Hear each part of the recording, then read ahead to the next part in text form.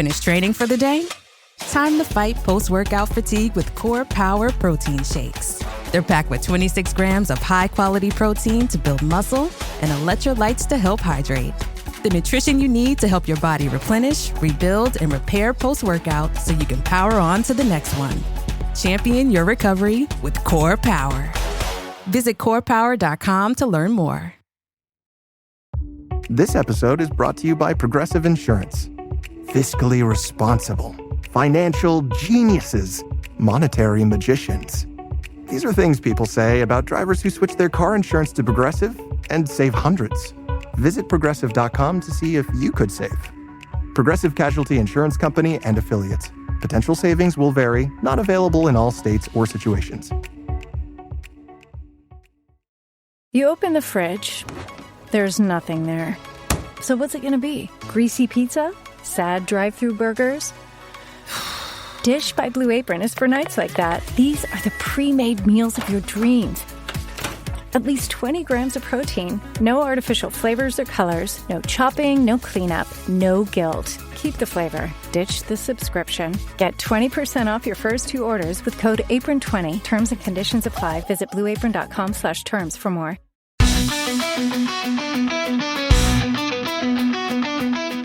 You're listening to the Super Rugby Cymru podcast.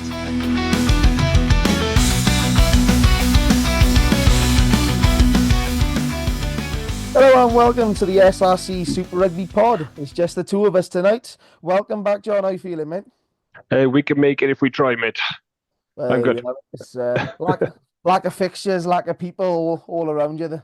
What's this international break done for us? Yeah, I know. It's, a bird can piss off and all. it's all going wrong. If we haven't got the storm, we've got everything a little bit else. We've got the snow, we've got the rain. Everything's cancelling us out. But anything interesting in the time we've been away? Trying to hide from the rugby? Oh, not a lot. I don't really know what to do myself when there's no rugby on. So, we had the internationals, but that didn't really make me feel any better. So I was looking forward to this starting back, and then the game I was going to go to got rained off anyway. Story of the week, I think. I mean, let's start with the Friday night kickoff. Mm-hmm. Bridgend 29, Carmarthen 35. I think we was all pretty close in terms of deciding who was going to win this one on the pod. What was your thoughts about how that one went along in the end? Obviously, well, we had 2 games on last weekend, and the first one that comes up, and my predictions are down straight away. So I don't know if it's worth asking me anymore, unless you want to just do the opposite of me and you'll do all right then. I've got not massively. I was going to say it's a surprise, but that's a bit harsh on Carmarthen to be a surprise. But I was fancying Bridgend on the Brewery Field as well to nick this one, and they've outscored them 5 tries to 4, mind. So it's not like they haven't. No, they've been in that game and they've got 2 losing bonus points out of it. Scored some cracking tries. Got rolling maul tries that just seem to be the norm in every game at the moment. Everyone's got a rolling maul. I mean, it's so hard to defend, isn't it? Once it's because you're going to get pinged and give away a penalty try if you come anywhere near bringing a maul down. So it's almost easier to let them score and keep a man. Yeah, well, that's the it, right? You force them into taking a conversion, especially if it's out wide, which typically a maul is. You've got an opportunity of saving yourself 2 points.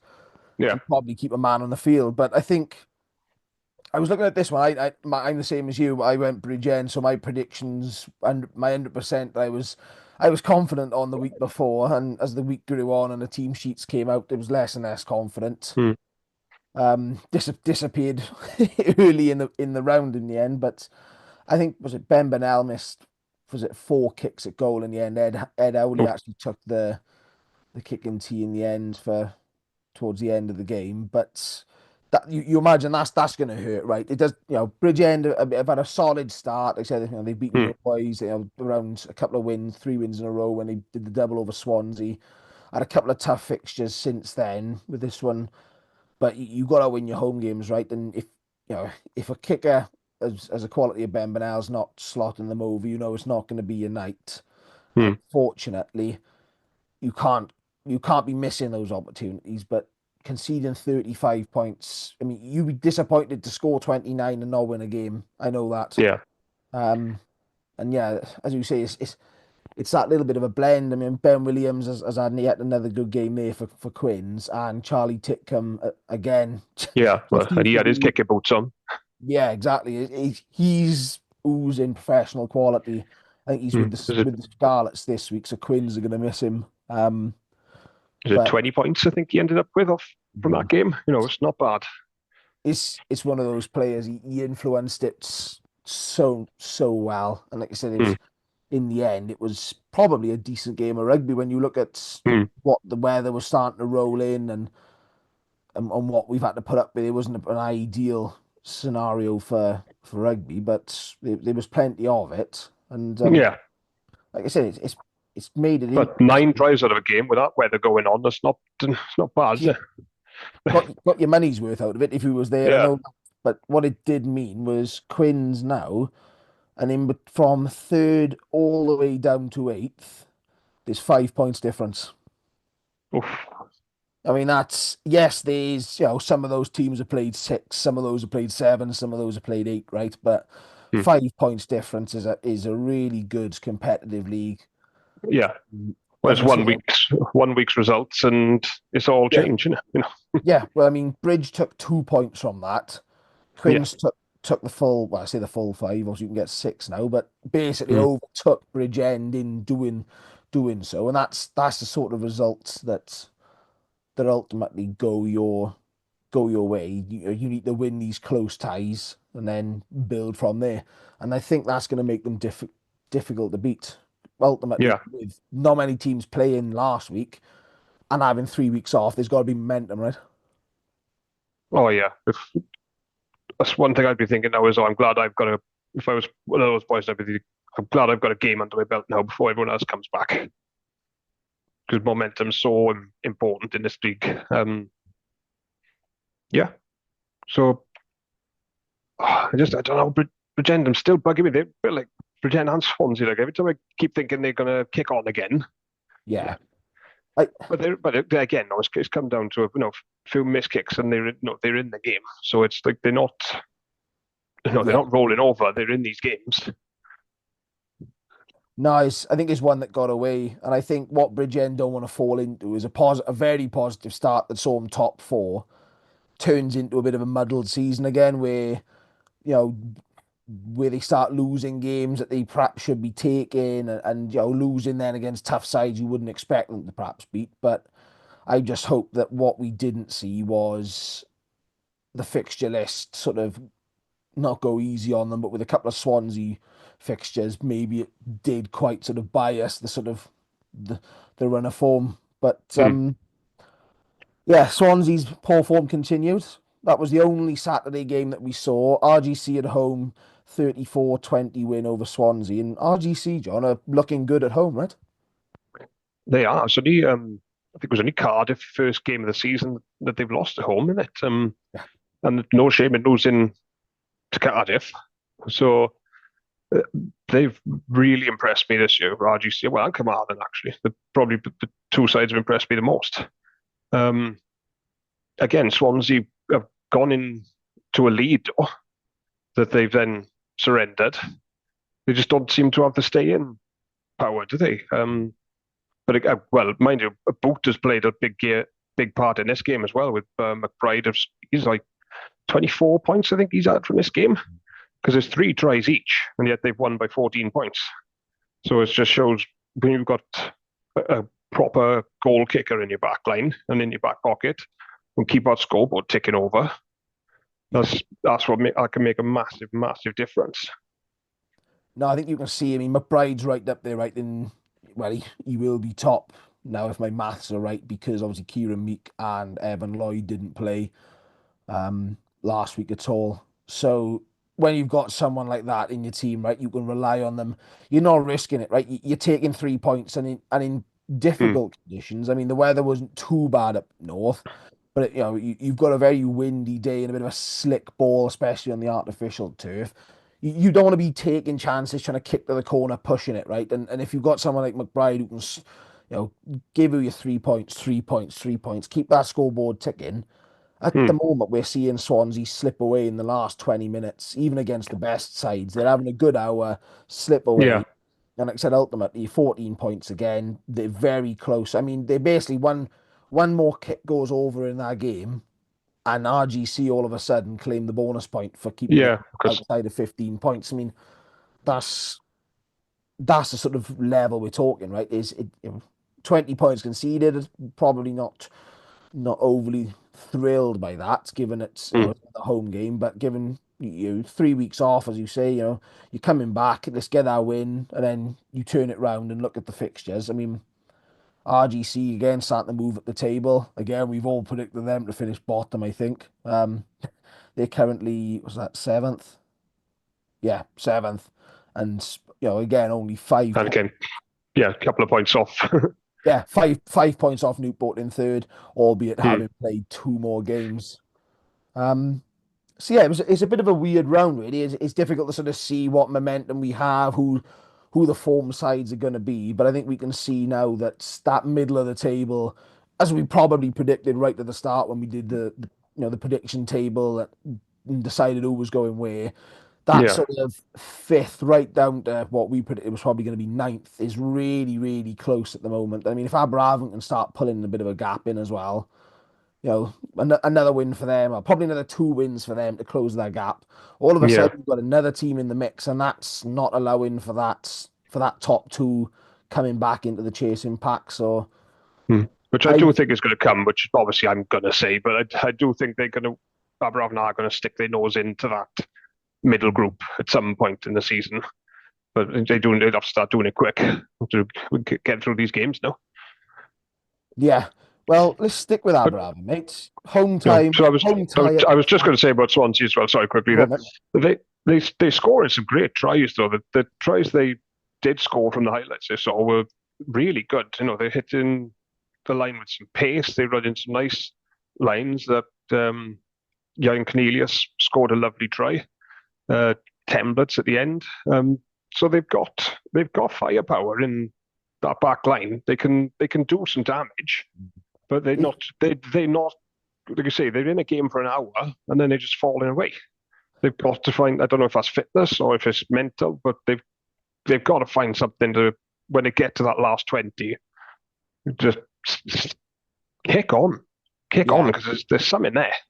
I think if they work as hard and as energetic as they do with the ball, without the ball, then they'd be in a much better spot and they'd start picking up some results. But I think at the moment is they can't keep the ball, or what they're scoring some lovely tries, but what that means is not a lot of build-up play going, which is great if you can do it, but it's showing us that they're not building phases, they're not building pressure, they're not holding the ball. And then it said when they do lose that, there's just nothing there. And I think that's where they're conceding softly, is they haven't got that bit of guile. They haven't, you've got to get into a game and get a bit of physicality. The tight five is something we've picked up quite a few times throughout the season, is not having enough sort of experience, size, power, probably a bit of everything that they need. But yeah, I think, as you say, if they can, it's minor tweaks, but if they can just change a few things off the ball for me, I don't think they close the gap into that middle section of the table for quite a while yet, especially with the fixtures that are coming. But they're going to start picking up a win or 2 year. Yeah. And I think that's the key is, they got the young players there. Let's use them. But let's work a little bit harder without the ball. Yeah. Got to get some wins on the board, haven't you? Yeah. So sticking with your beloved Aberafon, mate, we've talked about momentum. You host RGC this week. How do you think Aberafon are sort of looking at this one? Obviously, it said they haven't played for a month. RGC coming in back of a win. Well, I was going to say they'll be looking at targeting this one, but the way the season has started, they're going to be looking at targeting every game they play at the moment. They've got to get wins on that board. They've got to get points out of every game they play.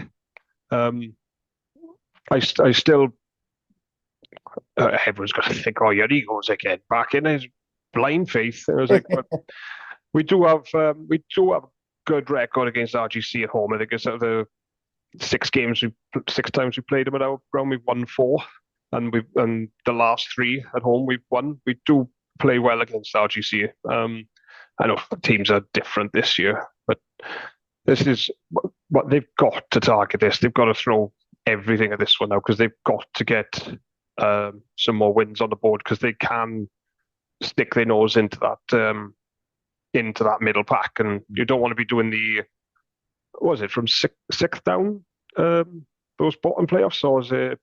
Yeah, I can't remember. Or was it the top 6?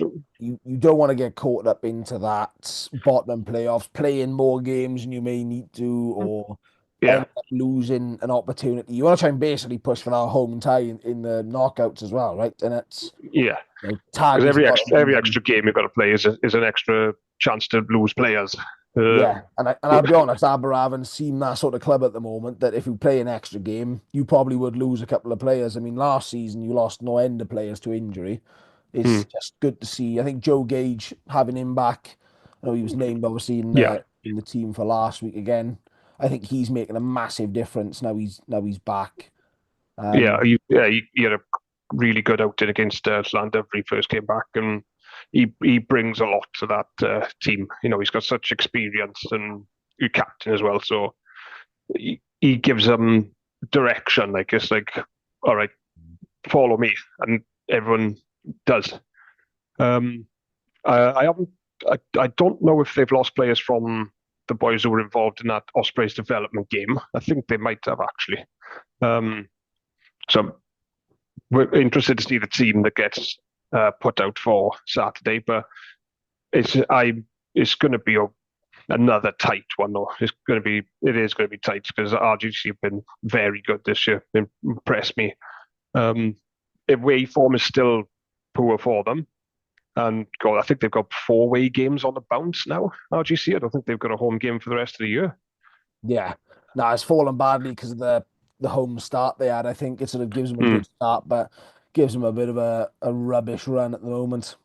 So everyone says about when teams how are they going to travel up to RGC? Well, no, RGC have got to do it every week when they play. So fair play. But I'm going to go. I'm sticking with Aberavon, because this win it's got to come. It's got to come, and if it's going to come, it's going to come at home. So Aberavon by a score, I think. But I can see RGC getting a BP out of it.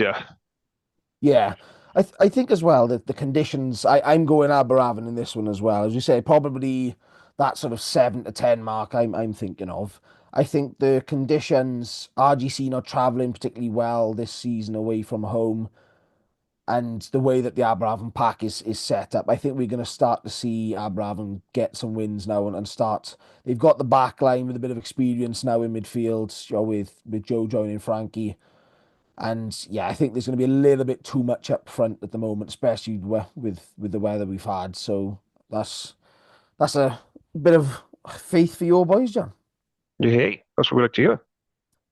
So 2:00 kickoff on the Saturday is part of a double header down at Cap. Cardiff versus Pontypool. Probably in my eyes, the tie of the round here, right? How do we see this one going? Because I personally, looking at this, think this is a real opportunity for Pontypool to claim probably their first scalp of the season for me. That's a big shout, that is. I'd say probably. Yeah, I'm looking at the fixtures. That's got to be the fixture of the round, haven't it? I really like what they're doing with these double headers as well. It's nice to have Cardiff got the luxury of being able to do that, because you know what people like. They go to Cardiff and make a day. You can make a day of that. Then can you? Oh yeah, we'll go have some lunch. We'll go watch the Cardiff game first, and then we'll watch the Cardiff game after, because there's 2 Cardiffs, obviously. Well, from a marketing perspective, is working as well. So I think for the Bridgend game, you had to buy the ticket for the double header, which was the cost, I think, of a sort of a combined. But if you only wanted to watch RFC play, you could claim a refund, but you had to buy the main ticket first. So anybody who bought a ticket and just didn't bother getting a refund, you get an extra bit of income from. Yeah. But yeah, this is, like I said, this is a really tasty tie. Two packs that are really going well. Pontypool look dangerous behind. I mean, Joel Mahoney's had some game time. Hugh Anderson as well, quite recently with the Dragons development competitions that we held. Morgan Allen going back to cap. Yeah, exactly. He's gonna have a big point to prove, and he's been playing well this season. Yeah, he's just a beast, isn't he? Yeah, he's him, Dan Hill, Mikey Herbert, Scott Matthews. They got so many big ball carriers, and I think, do you know what? I'm really close to and tempted to say that Pontypool are going to tip this, but I think Cardiff at home. I think this is the problem that we do. If I think that's what I'm leaning. With the team news, I'd probably be a lot more confident in who I'm going anyway. I think Cardiff's problem for us predicting is they could have 4 or 5 players added to that pack quite easily. I mean, they've had the 2 Welsh camp props once this year. They haven't featured since the Ebervale game on the Thursday night on the TV. But I'm probably leaning Cardiff by less than 3 on this one. It's close, but it wouldn't surprise me at all if Pontypool snuck this one, right? I think I've got to go Cardiff as well. I think maybe if this was reversed and it was a Pooler Park, then yeah. But I think because it's in Cardiff on that fast pitch, I've got to go Cardiff, I think. But that's going to be a humdinger, as they say. That's going to be. I would love to go and see that if I wasn't going to Brecon. Well, obviously I'd go see Aberafan first, but I'm taking the daughter to the Brecon Railway on Saturday, so I can't make a game anyway. But that's a good day out, and I would love to see that. So that's going to be physical. It's going to be fast. Yeah, so it's the ideal tie, right? And it's not going to be bogged down by the weather, which probably doesn't quite suit Pontypool. I think that's probably the big turning point here. If this was a grass pitch, even if Cardiff were at home, you're probably leaning into Pontypool here. But yeah, I know Big M has gone 5 home wins, I believe he said before we went on air. Yeah, and I'm joining you so far. And this is sounding a lot like last week, where I think I went for 5 out of 5 home games. Big M went for 4, and then decided to choose an away team on the last fixture. But that's. Well, I think I maybe a bit more, a slightly bigger margin than you went for, though. I think I'm going to go Cardiff by 10. I think they're just going to deny Pontypool a bonus point, but I wouldn't be surprised if Pontypool got a try bonus out of it, though. Yeah. No, so, this is screaming 40-30 or something like that, and a really high-scoring game. Lots of tries, 6 points or 5 points for one side, and probably 2 points at least for the other. But 2 home ties so far. Llandovery host Bridgend. Obviously, Bridgend have got a bit of game time, but travelling to Church Bank, that's only one result for me, John. What about you? Yeah, same. And they're finding form now, and Llandovery after a bit of a slow start, but they're stringing the wins together again. Now they're getting back to their old selves. Again, I could maybe see Bridgend getting a try bonus, because Llandovery's they've got a new artificial pitch up there now, haven't they? Yeah, it's all artificial up there, so it's so good. I could see him getting 4 tries, but I can't see anything other than a Llandovery bonus point win personally. No, it's Llandovery have got a bit of a settled squad. There's a beginning by year now of starting to see the squad that we saw last year. They're grinding out results, they're getting the wins, and they're playing well. Or sorry, they're winning even when they're not playing particularly well. I guess the only in here for Bridgend is Ben Burnell, through his time with Cardiff and Pontypridd, has featured a lot on artificial pitches. He's going to have to have a much better game, especially off the tee. You can't be missing points against Llandovery, that's for certain. I saw the Ebervale game up there last season, and Ebervale missed 3 kicks, and in the end, it was a 1-kick game Oh, at full time, and mm, you rue those chances. That they're literally the difference between filling in the sort of the fixtures and trying to play in between wins and gathering our momentum and the streaks that earn you the big wins. So yeah, I think for me at the moment, this is looking quite a comfortable land every victory, and I wouldn't. Well, I would probably put more money on them going beyond the 15-point margin than I would them being within 15 points of Bridgend. So I don't know mm, if you're thinking it's going to be a similar margin. yeah. I think there's No, far too I much keep firepower. forgetting there's a bloody 6 point. You can get an extra bonus point for that. To be honest, I'm still getting used to that. So, yeah, sorry, I'll go up. Yeah, Llanderfyd for 6 points from this game. I think Yeah, it's at home as well. No, 3 from 3 at home. Does it change? Newport versus Quins, tie number I don't 4 think of it the does. weekend. Nice and simple next. But yeah, Newport have got quite a strong side. I think they just named their squads, just looking over it. But Quins, again, they'll have a bit of a rub of the green, but I think without the likes of Charlie Titcombe in that side, there's probably a lack of leadership in that back line, that real cutting edge that some of the sides have. Mm. Can you see a way in for Quins here? Obviously, coming off the back of a win last Friday. I was going to say just going to have to try and batter them up front, but Newport got a pretty formidable pack of their own. So I don't. Yeah, it's kind of one of those what played England for so long, isn't it? If you can't dominate up front, then they didn't have a plan B behind. That sounds harsh on Carmarthen, but I don't mean it like that. But I just mean I think Newport are going to have more, and because it's in Newport as well. I think if it was again, and these games are so close, if they're just the other way around, and if it was a Carmarthen Park, I could definitely see Carmarthen sneaking that. Yeah, but I just think because it's in Newport with the quality they've got, and I think. Yeah, Newport. I don't think they're going to get the 6 points. No, but I'm thinking it could be Newport by like 10 to 15. So maybe not quite get over that. No, it's not gonna be a hammering. I don't think. No, I think it's. I've got the side here, and it's an interesting. They've changed it slightly. There's no Matt O'Brien, who was due to line up against Ebervale last week. Carwyn Penny's gone to 10. It does mean that Kai Evans comes in at fullback and Ollie Andrew is in on the wing. No Lloyd Lewis, but Liam Lloyd joins him on the other wing. So it's still such a strong squad, right? So Barney Langton Cryer, he's from the Dragons in at 5, and a lovely mix of strong Newport's talent there as well. I'm probably on the same bridge as you. I think the Newport pack have got probably a little too much here, and then without that bit of guidance behind the pack for Quins, I think Newport probably do edge it there as well.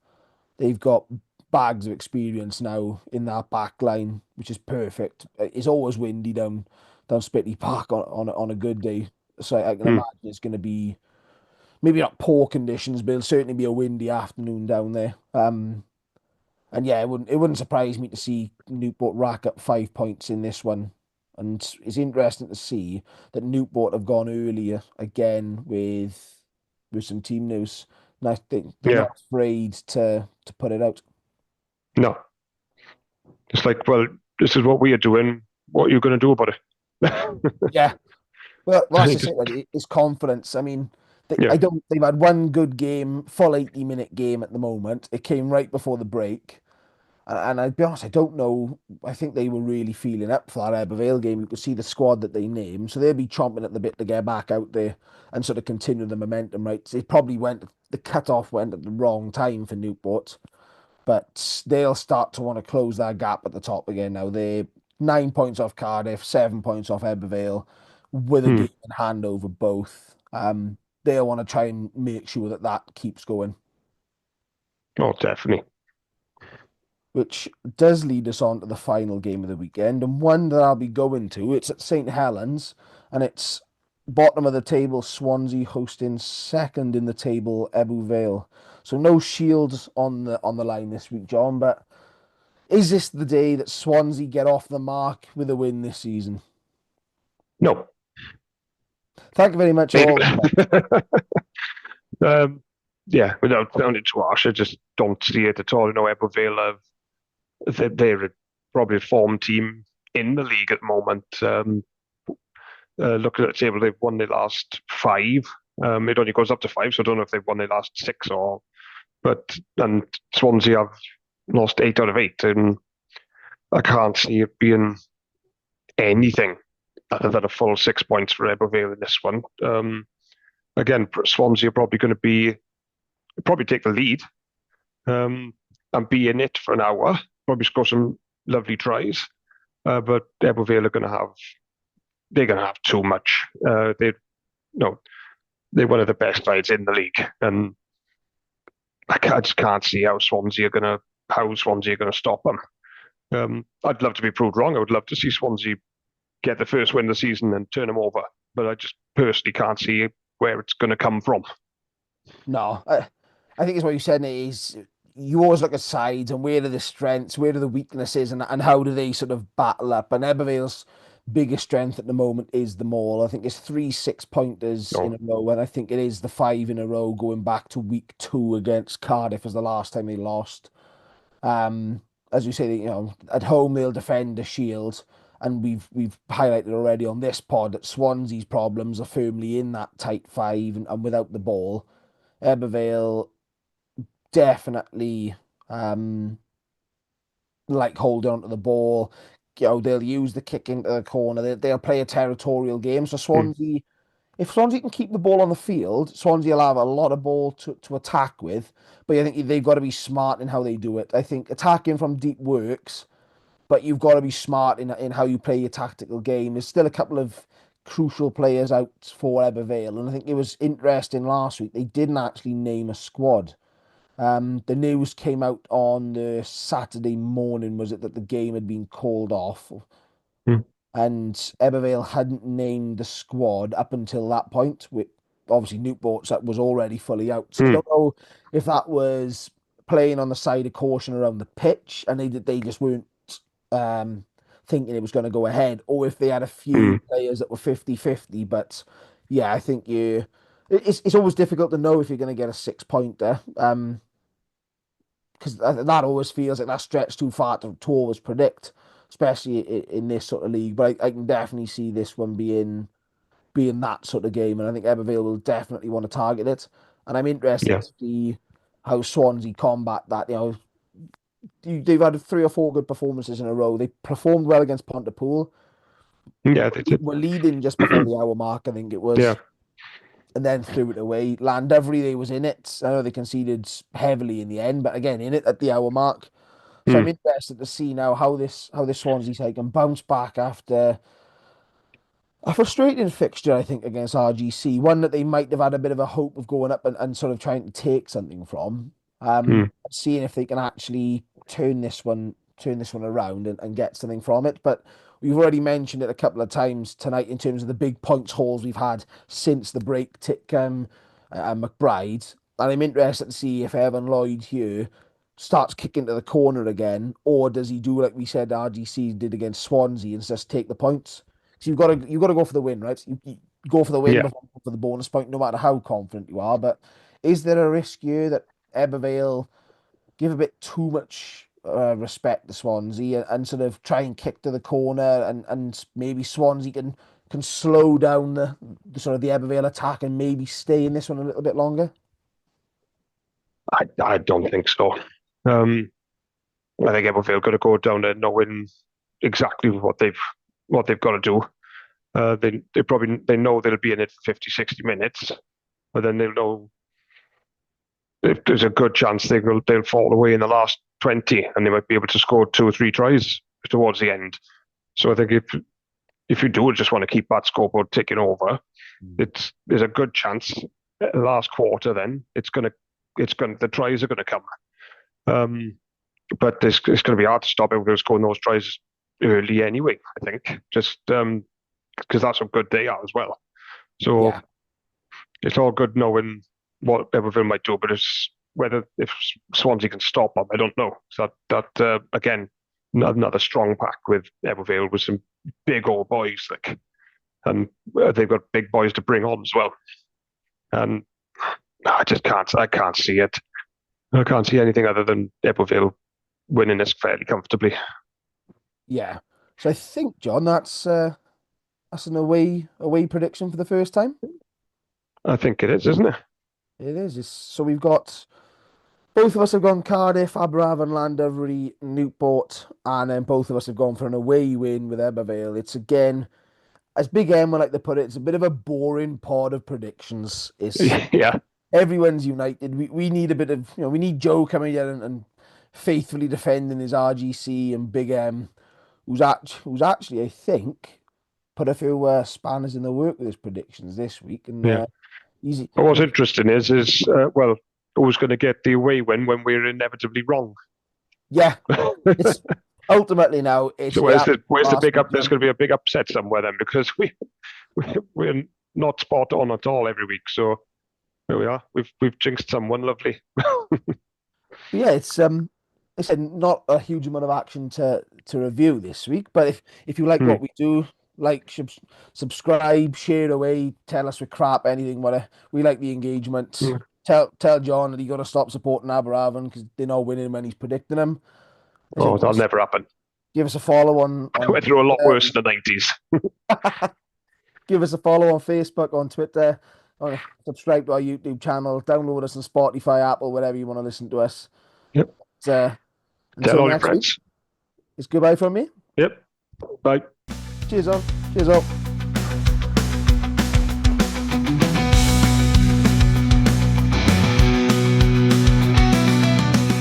That was the Super Rugby Cymru podcast. Please rate, review and share us on socials if you can, and join us again next week for more of the same.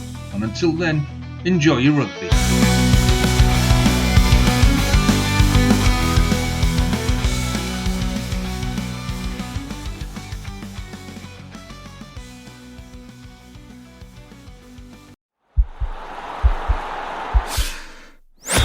This podcast is part of the Sports Social Podcast Network.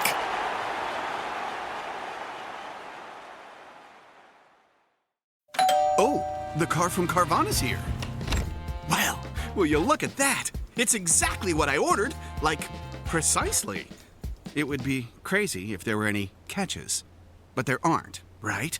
Right. Because that's how car buying should be. With Carvana, you get the car you want. Choose delivery or pickup, and a week to love it or return it. Buy your car today with Carvana. Delivery or pickup fees may apply. Limitations and exclusions may apply. See our 7-day return policy at Carvana.com.